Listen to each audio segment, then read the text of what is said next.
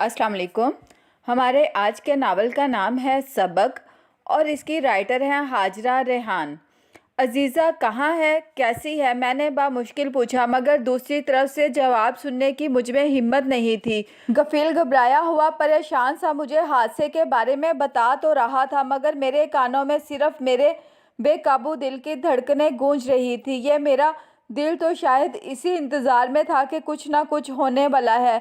दिल तो कई बार खबरदार कर चुका था, मगर मैं ही अपनी ज़िद पे अड़ा हुआ था। इसे सबक सिखाने, सुधारने और इसकी मैं ख़त्म करने पर तुला बैठा था। अभी शादी को 1 महीना भी नहीं हुआ और ऐसा हादसा जिस तरह से मेरी हल्की रफ्तार से चलती गाड़ी को वो रक्षा बाकायदा साइड मारता तेज़ी से निकला था, इसी रफ्तार से शायद मेरे दिमाग में खतरे की घंटी बजी थी।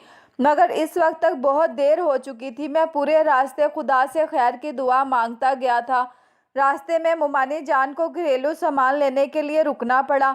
मैंने रक्शे में सवार बाकी लोगों का बहाना बनाया तो जवाब में मुझे हमेशा की तरह लेक्चर मिला कि मैं जन मुरीद होता जा रहा हूँ। क्या हुआ अगर रक्षा थोड़ी देर पहले घर पहुँच गया? आखिर को हम सब भी पहुँच ही जाएंगे। घर में मुलाजिम भी हैं, ये भी नहीं कि घर में अकेली है। घर आकर देखा तो तशवीश लाख हो गई। रक्षा जिसको हमसे बहुत पहले पहुंच जाना चाहिए था, अभी तक नहीं पहुंचा था। मैं गाड़ी से उतरते ही अजीज़ा का नंबर मिलाने को था कि मुमानी जान ने फिर टोक दिया, क्यों बावले हुए जा रहे हो? हमारी तरह कुछ लेने के लिए रुक गई होगी, आ जाएगी। कोई अकेली तो नहीं, बच्ची तो नहीं कि गुम हो जाएगी। ऐसी ही बकबक झकझक करते हम सब घर के अंदर आ गए, मगर मेरी बेचैनी हद से बढ़ चुकी थी। अचानक मुमानी जान की बहू ने चौंक कर बताया कि इसने ही अजीज़ा से कहा था कि वापसी पर रात के खाने के लिए ताफ्तान लेती आए। मेरी छोटी बहन ये सुनते ही साथ ही मेरी तरफ उम्मीद से देखने लगी कि मैं कुछ तो कहूँ। मुझे भी एक लम्हे को बड़ी गैरत आई कि एक तो हमने इसे गाड़ी में बिठाने के बजाय मुमानी जान के खानसामा अकील के साथ रक्शे में सवार करवा दिया था, ऊपर से ताफ्तान लाने की जिम्मेदारी भी इस पर ही डाल दी। एक ये ही नहीं, बहुत सी ऐसी बातों पर मैं अपनी गैरत को जोश मारता देख चुका था, मगर मुमानी जान कुछ यूं नक्शा खींच देती कि मुझे ये बेहतर लगता कि अजीज़ा के साथ ऐसा ही बर्ताव करना ज़रूरी है।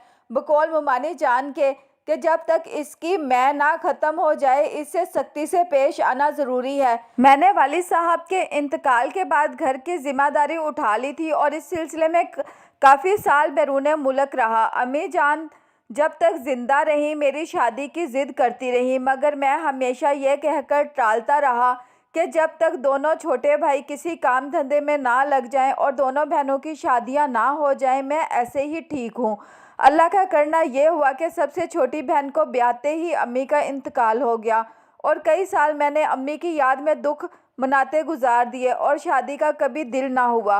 मगर फिर सब भाई बहनों ने ज़िद बांध ली कि मुझे शादी करनी ही है। यूं भी मैं पाकिस्तान वापस आ चुका था। अब अच्छा घर भी था और वसाइल भी थे। गो मैं अब जवान नहीं रहा था, मगर फिर भी मेरी बहनें बहुत ज़ौक़ व शौक़ से मेरे लिए लड़की तलाश करती फिर रही थी। मैंने सख्ती दिखाने के बजाय अपनी तरफ से भी चंद एक रिश्तेदारों को खंगालना शुरू कर दिया। मैं शादी किसी ऐसी औरत से करना चाह रहा था जो मेरे सहारे की ज़रूरतमंद हो, और यूँ मैंने दूसरी बार अजीज़ा को सोचा। अजीज़ा मेरी फुप्पी ज़ात थी और उम्र में मुझसे 15 साल छोटी थी। मैं यूं ही छोटे फूफा के यहाँ जाने लगा था। वो भी रिटायरमेंट के बाद अपनी बैठक लगाते थे। काफ़ी अच्छे समझदार लोग हाज़िरी देते, जिसके बायस मुझे इन लोगों में उठना बैठना अच्छा लगता था। क्योंकि मेरी फुप्पी का घर था, मैं अक्सर घर के अंदर भी चला जाता। अजीज़ा फुप्पो जान की सबसे छोटी औलाद थी। मेरे बाकी फुप्पोजात भी शादी ब्याह करके अपनी ज़िंदगी में मगन थे। अजीज़ा की शादी भी छोटे फूफा ने अपनी ही हैसियत के मुताबिक खाते पीते घराने में की थी, मगर चंद ही महीनों में अजीज़ा तलाक लेकर वापस आ गई थी। हमारा ख़ानदान पुराने तौर तरीक़ों पर कारबंद था। अजीज़ा की तलाक के बाद काफ़ी सालों तक छोटे फूफा का सबने बाइकाट किए रखा, मगर छोटे फूफा के मुताबिक वो इन बातों से डर कर अपनी बच्ची को जहन्नम में नहीं छोड़ सकते थे। एक आम ख्याल ये भी था कि शायद अजीज़ा कुछ ऐसी निकम्मी आराम तलब थी कि इसकी ससुराल में ना बन सकी। میں نے اپنے دل کو ٹٹولا۔ پہلی بار عزیزہ کو اپنی بہن کی شادی میں دیکھا تھا۔ اس وقت وہ شاید انٹر یا میٹرک میں تھی، مگر اس کے اندر بچکانا پن نہیں تھا۔ بہت بردبار اور رعب و دبدبے سے بات کرتی تھی۔ اس کی بات کو سب ہی بڑی اہمیت دیتے تھے اور جہاں بیٹھ جاتی اس ٹولے میں ہنسی مذاق کی جگہ اچانک سنجیدہ گفتگو جاری ہو جاتی۔ زیادہ تر وہ خاموش ہی رہتی تھی، مگر اپنی کشش سے سب پر قابو پا لیتی تھی۔ میں نے ایک بار نہیں کئی بار اس کا نظروں میں تعاقب کیا۔ ہر بار اس کو بڑے ہی مدبرانہ انداز میں منہ گفتگو پایا۔ اتنی سی عمر میں اس کی اتنی سنجیدہ طبیعت سے میں بڑا متاثر ہوا تھا، مگر اس وقت میرے ذہن میں شادی کا خیال تک نہیں تھا۔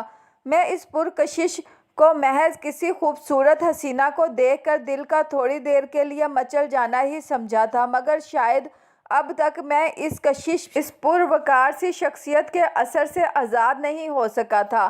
اب کی بار میں نے اسے دیکھا تو اس کی سنجیدگی میں غم و دکھ کی ملاوٹ ہو چکی تھی، اور اس کی اس گداز شخصیت نے جیسے مجھے چاروں شانے چت کر دیا تھا۔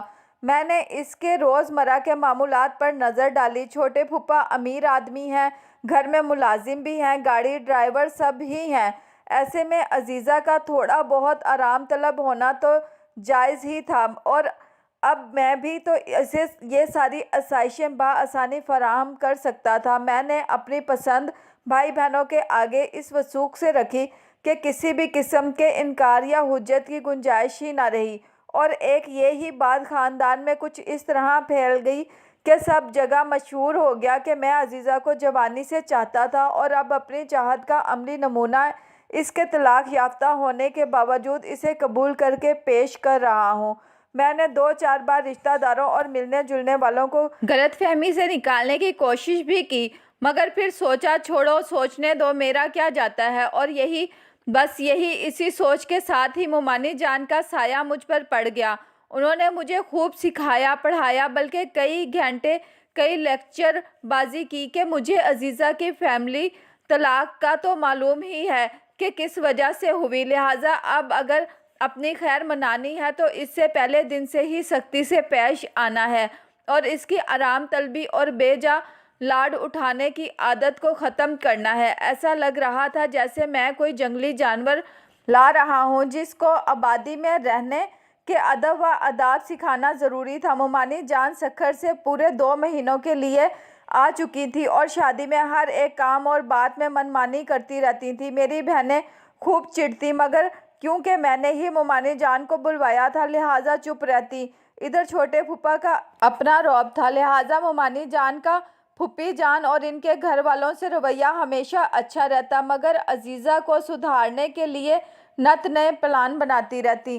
اور اس تعلیم کا پہلا سبق عزیزہ کو کچھ یوں دیا گیا کہ ولیمہ کے دوسرے دن ہی میں نے عزیزہ کو حکم دیا کہ ملنے والی تمام منہ دکھائی جو اسے کیش کی صورت میں ملی ہے میرے حوالے کر دے۔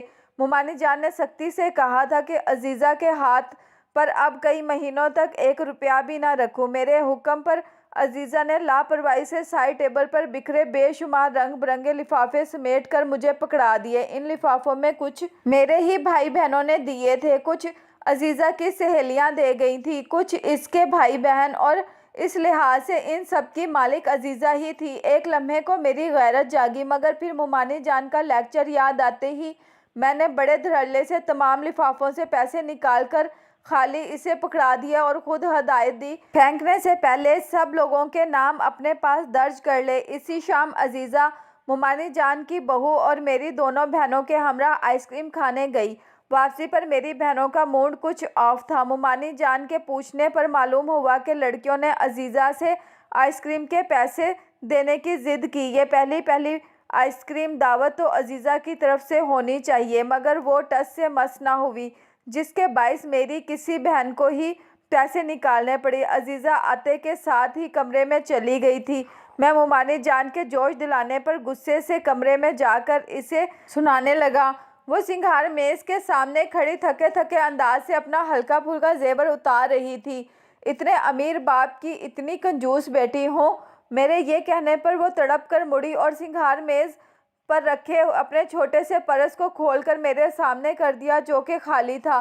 ظاہر ہے آج صبح ہی تو میں نے اس سے سارے پیسے نکلوا لیے تھے۔ اس کے بعد وہ اپنے والد کے ہاں بھی نہیں گئی کہ اسے پیسے مل جاتے، اور نہ ہی میں نے اسے جاتے وقت کچھ دیا تھا۔ میں تھوڑی دیر کے لیے تو لاجواب ہوا، مگر پھر بلا وجہ اس کو لعن طعن کر کے جلدی سے کمرے سے نکل آیا کہ اس کی پلکوں کے کنارے بھیگ چکے تھے۔ دل بڑا بے چین ہوا۔ مجھے تو اندازہ بھی نہ ہوا تھا کہ عزیزہ خاموشی سے میرے دل میں اس حد تک گھر کر چکی ہے کہ اس کی آنکھوں کی ذرا سی تھکن، ہلکی سی نمی مجھے گھنٹوں بے چین رکھتی ہے۔ ایک دل ہوا کہ چھوڑوں یہ سدھارنا وغیرہ، عزیزہ کے ساتھ خوب کھل مل کر بیٹھوں، گپ شپ لگاؤں، اس کو باتیں کرتا سنوں، ممانی جان کو چلتا کروں۔ مگر پھر سوچا وہ جہاندیدہ خاتون ہیں، ان کے مشورے پر عمل کرنے میں ہی عقل مندی ہے۔ دوسرا سبق جو میں نے عزیزہ کو دیا وہ یہ تھا کہ میں نے اس سے کہا کہ کسی نوکر کو ساتھ لے جا کر وہ صبح صبح چھت کی صفائی کروائے۔ ہمارا 3 منزلہ مکان تھا اور اوپر چھت تھی، جس پر ایک طرف تو کچھ پرانا سامان ڈھیر تھا اور دوسری طرف کنسٹرکشن میں کام آنے والی سیمنٹ کی 1-2 بوریاں، مٹی کا ڈھیر اور اینٹیں وغیرہ بکھری تھیں۔ بہنوں کے بچے اور ممانی جان کے پوتے پوتیاں جب بھی نظر بچا کر چھت پر پہنچتے سب بکھیر کر خوب گند کرتے۔ حد تو یہ تھی کہ ایسا کام تو شاید میں اپنی بہنوں کو بھی کبھی نہ کہتا، کجایا کہ اپنی نئی نویلی دلہن کو، جو اتنے بڑے گھر میں ناز سے پلی بڑھی تھی۔ وہ پہلے تو ذرا گھبرائی اور حیرانی سے میرا جائزہ لینے لگی۔ شاید وہ مجھے اور میرے مزاج کو سمجھنے کی کوشش کر رہی تھی، کیونکہ جیسا نرم دل اور حساس میں مشہور تھا ویسا کم از کم عزیزہ کو نظر نہیں آ رہا تھا۔ اس نے اس پر بھی بڑی جلد ہار مان لی، بلکہ مجھے تو لگ رہا تھا کہ وہ صدا کی ہاری ہوئی اپنی جیت کی ہر امید ہی کھو چکی ہے۔ دوسری طب حاکم کے مطابق وہ گھر میں آنے والے ملازم کو لے کر چھت پر چلی گئی اور آدھا دن ڈھل جانے پر مٹی اور پسینے میں اٹی تھکی ہاری نیچے آئی۔ بچے تو قابو میں تھے نہیں۔ دوپہر میں سب سونے لیٹے تو چپکے سے چھت پر چڑھ کر انہوں نے پھر سے مٹی، سیمنٹ اور اینٹوں کو بکھیر دیا۔ ممانی جان بڑے لتھے سے شام کو چھت کا معائنہ کرنے گئی اور آ کر خوب شور مچایا کہ چھت کی تو صفائی سرے سے کی ہی نہیں گئی۔ عزیزہ پر تو جو گزری سو گزری۔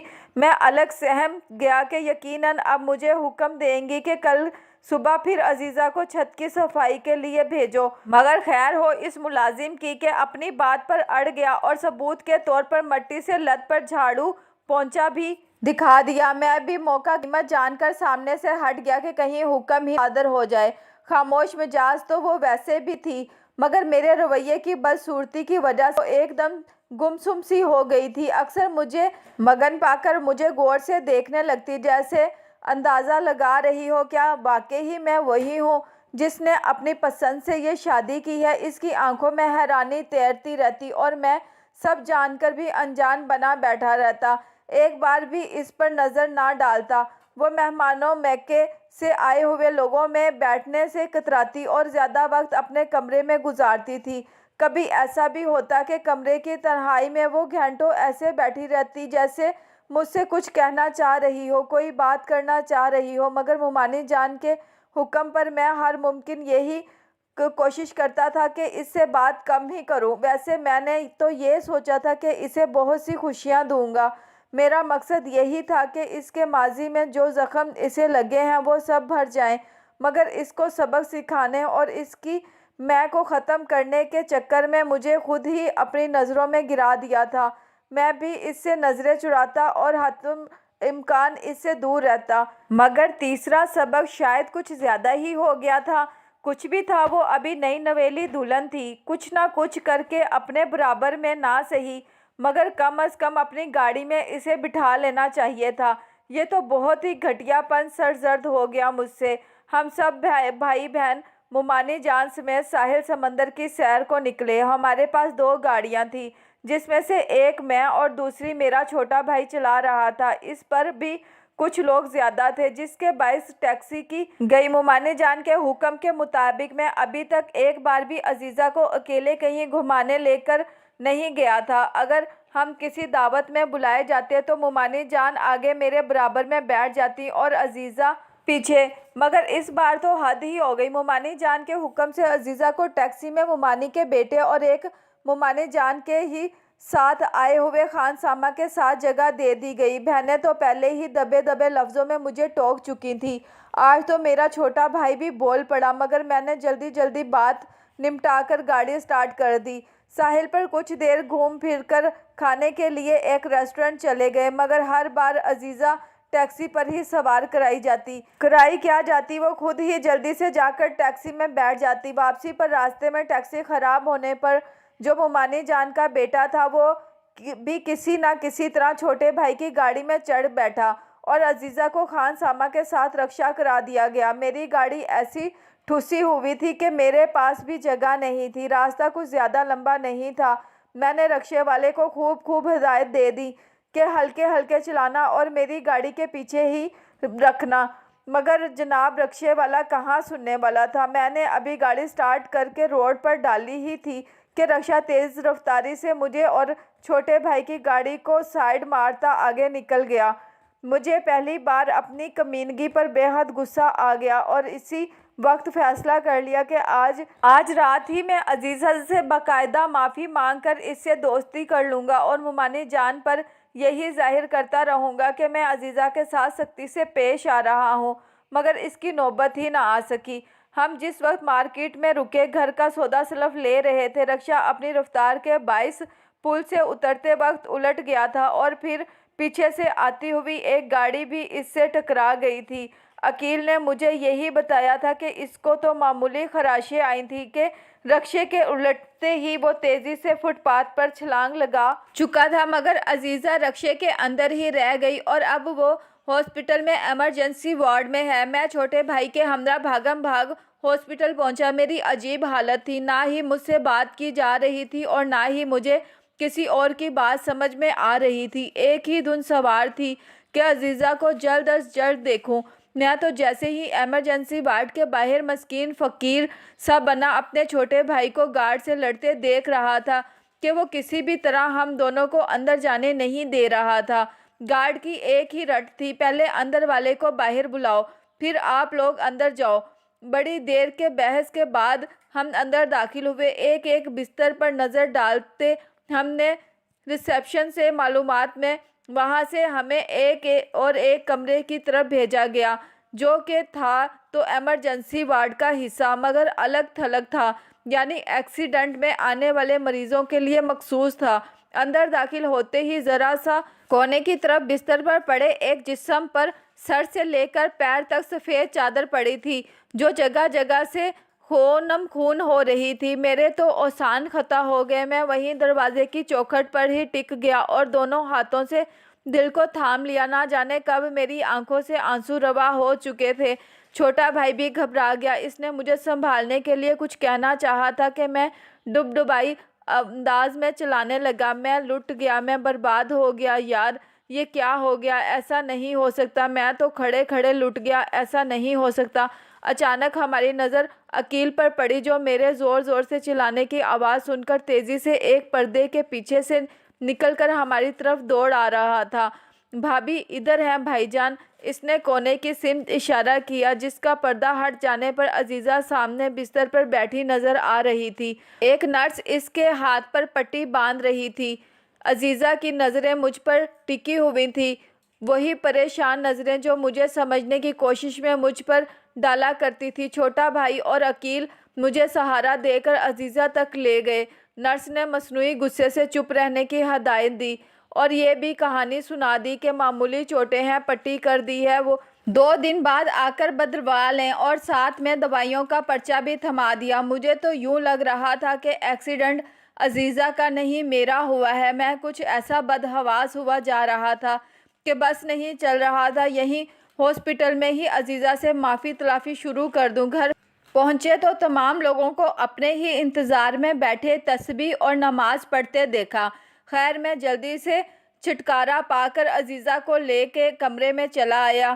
وہ بیچاری اس قدر سہمی اور تھکی ہوئی تھی کہ بستر پر لیٹتے ہی سو گئی، مگر میری نیند اڑ چکی تھی۔ میری بے چینی کم نہ ہوئی تو رات کا ایک بڑا حصہ نفل پڑھتا رہا اور خوب گڑ گڑا کر خداوند سے اپنی غلطی کی معافی مانگتا رہا۔ شرمندگی کے مارے آنسو امبڑتے ہی چلے آتے تھے۔ خیر کسی نہ کسی طرح صبح ہوئی اور چائے پینے کچن میں گیا تو دیکھا کہ گھر والے پہلے سے ناشتہ لگائے بیٹھے ہیں۔ بہنوں نے جلدی جلدی چائے اور کھانے پینے کی چیزیں میرے سامنے رکھ دی۔ مومانی جان گلا کھنگار کر بولی، عزیزہ کو بھی جگا کے لے آتے، اب کب تک سوئے گی؟ میری بہن بے چینی سے پہلو بدلنے لگیں کہ کہیں میں واقعی عزیزہ کو جگانے نہ دوڑ پڑوں۔ میں نے اطمینان سے چائے کے 2-4 گھونٹ بھر کے چھوٹے بھائی کو مخاطب کر کے کہا، مومانی جان کی آج شام 4 بجے کی سیٹ بک کروا دی ہے۔ میں تو عزیزہ کو لے کر اس کے مکمل چیک اپ کے لیے اس ہاسپٹل جاؤں گا، لہٰذا تم ہی ان سب کو اسٹیشن چھوڑ آنا۔ چھوٹا بھائی سر ہلاتا ہوا طنزیہ انداز میں بولا، تو کیا اسکول بند، تعلیم مکمل ہو گئی؟ میز کی دوسری طرف سے چھوٹی بہن چہکی، الحمدللہ۔